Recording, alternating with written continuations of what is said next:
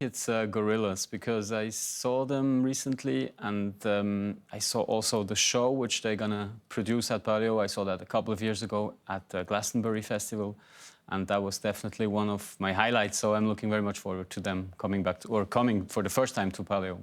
There is a special focus this year on Swiss artists as well. What kind of demand is there from the audience to listen to Swiss musicians? Well, we have a focus on Swiss music every year. It's not special this year. We always have around 20–25% Swiss acts, and we are very precise on selecting them. There's no competition or to be in part of to be able to play Paléo. So we're going to go to the small clubs, to the festivals all over Switzerland to select them. And I think the whole aspect of the new music at Paléo is very important to the audience. They bring us a lot of confidence of coming to discover new bands, and we take this very, very seriously. The Paléo Festival was established in 1976, and since then you received about 6 million visitors. What kind of number are you expecting for this year? Well, gladfully, we're already sold out again, and we're going to aim for 230,000 people over 6 days. That's huge. It's massive. How can you accommodate such a big number of people? Well, we have a massive green field, obviously, and we build a city for around 45 to 50,000 people from scratch. There's nothing. It's a land. It's a farmland. So we build everything up. It's a one-shot every year, and we know now how to do it. It's the 43rd edition we're going to do this year. Accommodation, most of the people, and thanks for this as well, are from the region. So they come to the festival for 1 day or 2, and then they go back home. So not all those 45 to 50,000 people are sleeping on site. So there is not a big camping infrastructure. There is. We have 10,000 camping places, but most of the people go home after the 1 day. Like a village of tents, after all, isn't it? A big camping site, basically. The thing is, the camping at Paléo is a side of the festival, so it's 2 different venues, actually. There's the festival, which opens at 4 p.m. in the afternoon and which goes to 3 p.m. in the morning, 3 a.m. in the morning. And the camping, obviously, which is a little bit aside with a whole extra infrastructure, with a village, with food stalls and animation, everything is non-stop 6 days.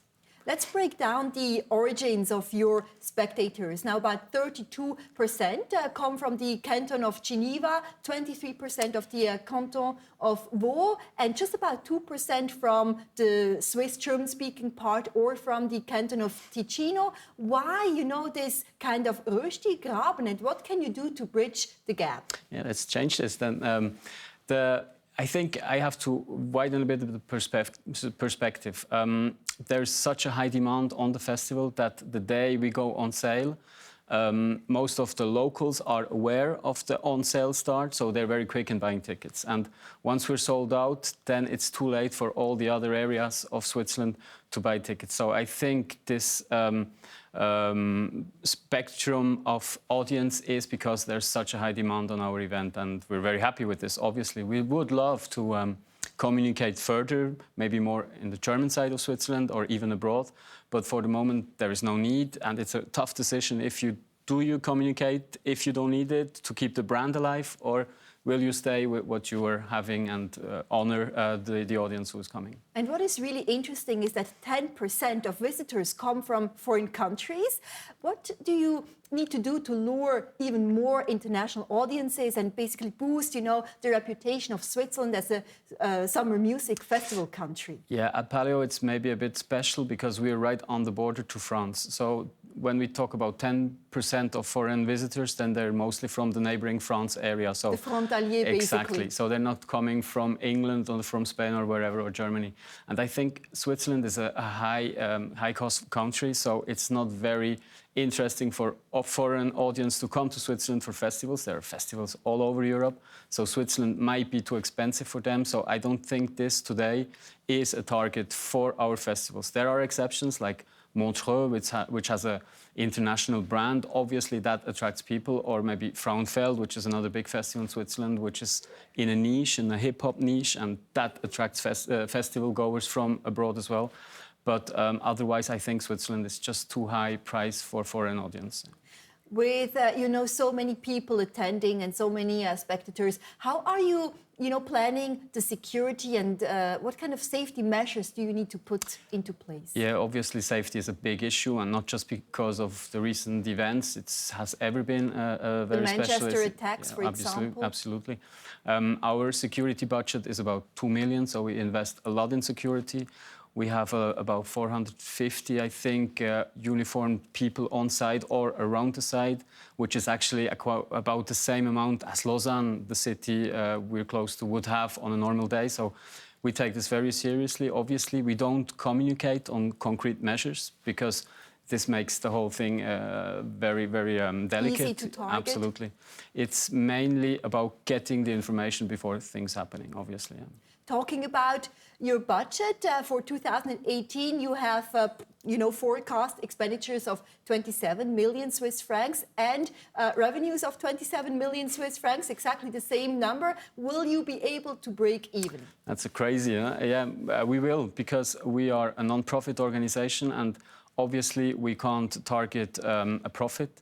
Our big advantage is that we have a tremendous advantage in cash flow. We have all the cash in before we even start paying the first bill for the infrastructure of the festival, as we sell out very quickly.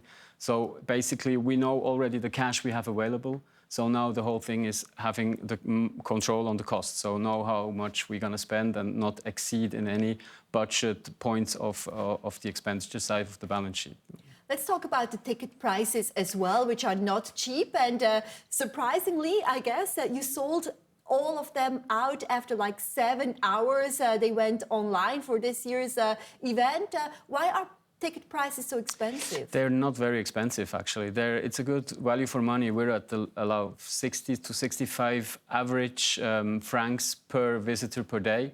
And which is just not a lot. If you compare to other Swiss events, then we're quite on the downside of the range of ticket prices. So we don't consider ourselves as expensive. And I think that's why also we have such a high demand, because for these 65 francs, you get 23 shows, you get other sides of the festival. You get Village du Monde, which is a great place to discover new cultures. You get La Ruche, which is art theater and structure.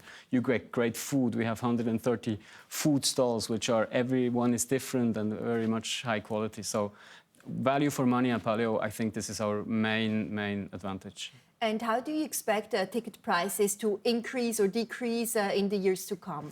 Well, there is clearly signs of increasing ticket prices, and this mainly comes because of the increase of artist fees, especially Switzerland. Switzerland has such a high density of events, of promoters, and we're all friends, obviously, but also competitors. And when it comes to attract an artist to Switzerland, then obviously there's a bidding war going on, and this will be the main influence on future ticket prices, and we have to be careful with this.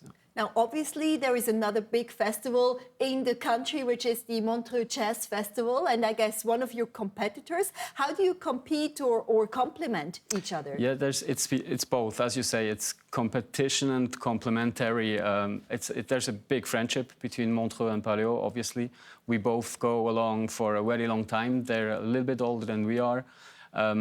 I think there's a huge offer in the French part of Switzerland with Montreux and Paléo.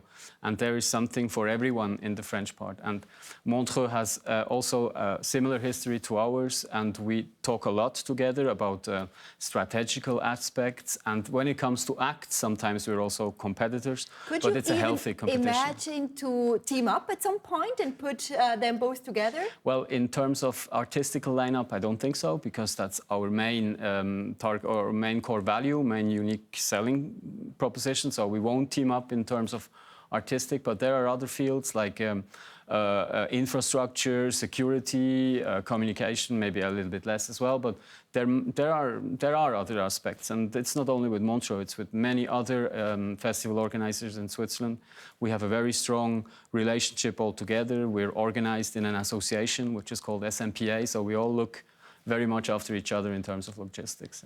Are you planning to keep your focus on, you know, like pop and rock music going forward, or are you planning to tap into different musical genres as well? We're already very eclectic. We have obviously pop rock, that's the top names of the bill, but if you go a little bit deeper down, you'll see that we have a lot of world music as well. We even have 2 classical shows this year with 150 people ensemble on main stage on Sunday. We have the whole street theater aspect, so we are very, very eclectic already in terms of musical genres and artistical content. One interesting fact that I've noticed is visitor loyalty. Now, about 98% of visitors, they plan to come back in the next year, and about 86% see it as a possibility. Why do people come back for more every year? That's great. That's, I think, the future of festivals. I mean, nowadays, if you have money, you can buy a headliner. You can book a headliner, bring it to an event, sell tickets if the demand is high, and then you will have your success. But I think for festivals all over the world, not just Switzerland, the festival itself has become the headliner. So people come for the brand, people come for the quality of how they are welcomed at the festival. And I think at Paléo, this is something we realized since the very beginning. And we're emphasizing very much on the quality, how we receive our customers and how we treat them and how we share respect of each other. And I think this is because this high loyalty, that's where it comes from. And what is the DNA of the Paléo Festival, you know, in general? Like, how would you describe the mood there? I think it's a mix between music and a celebration, and a very strong mix of music, celebration, and we have also several festivals in the festival with different artistical content. And this whole mix, together with a high-quality infrastructure, together with good quality food and beverage. As I said, the food stalls are very important to us, together with a good sales mix in terms of, or a good pricing for beverages, for instance, as well. So it's the whole package which creates this loyalty. But I think this has to be the future for events in general, to put the event as a headliner, as a major brand, as an attraction to people. And this DNA probably has been keeping you, you know, to work for the Paléo Festival for the past 12 years Absolutely. already, Dany, right? Keeps us very proud also to be part of such a nice success story, absolutely. Now, the environment is also very important for you. You have about 2 million washable cups. You have a lot of public transport going to the festival. What kind of new measures are you implementing to make sure that there's, you know, a little environmental impact? We're trying a lot. I have to say, if you want to be environmental friendly at an absolute, then don't do an event. I mean, it's in per se in opposition of an environmental policy. But as you said, we have washable cups and stuff. We have 100% green energy, which we are looking together with our partner, with our supplier, that he guarantees the green energy coming from water plants. And we do waste recycling a lot. We recycle over 60% of our waste. We emphasize, or we insist on people coming by public transport. We try to provide public transport not just around the festival, but also in the destination cities like Lausanne and Geneva, middle of the night. There is transport because we try to organize it for them. And because it's a green field, you need to make sure that the cows are able to come back. Also, you know, new technologies like VR, AI and drones. How do you use them? Well, the whole money handling is obviously a big subject in every event, if the cashless part or the blockchain, which might arrive also in terms of ticketing, which might even help us to prevent the secondary ticketing, which is a huge problem. Are you looking into blockchain at Paléo Festival? We're currently, yeah, absolutely. We're running a test, a small-scale test this year with part of our audience, not with the public audience, but we're looking very much into this because secondary ticketing is a big issue for us, and we'd like to find new technologies and ways to prevent the secondary market. And there will be other aspects of technology. Drones, for instance, we had artists like Muse who was flying around drones over the audience to film, and so that was very funny. On the other hand, you have the authorities which forbid you to use drones and fly our public. So that was something new for us as well. So we had to do a prevention plan for drones. And There might be one day holograms on stage, which might not be very much interesting in terms of seeing an artist, but will be new technology all over, and this is very exciting to follow up. Before we go, last question. Now, you've also embarked on a charity mission and you work together with the SOS Méditerranée Suisse. How important is this work and contribution for you? It's obviously very important because we have such a strong access to a lot of audience. So we'd like to share this access to also caritative work or non-profit organizations. And as one of our area of the festival is every year dedicated to another area of the world, it's always good to show our audience what's happening in this part of the world. This year, it's a little bit closer. Normally, it's far away. This time, it's the Mediterranean area. So we offered an organization to come and present their work at our festival. Thank you so much for your time, Thanks Dany, for and good having luck me. for this year's festival.